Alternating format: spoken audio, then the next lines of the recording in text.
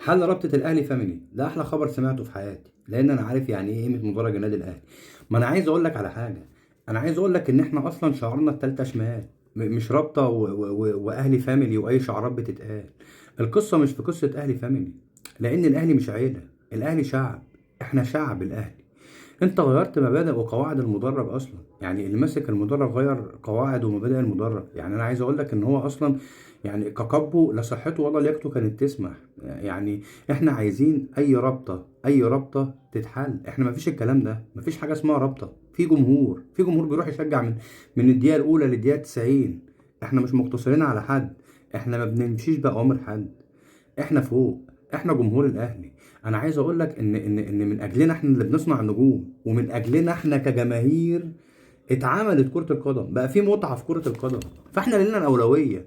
المفروض بقى نمشي بالمبدأ ده والمنهج ده. فكك من الاهلي فاميلي، ده كانوا بيشجعوا بمصاصات والبان يا عم.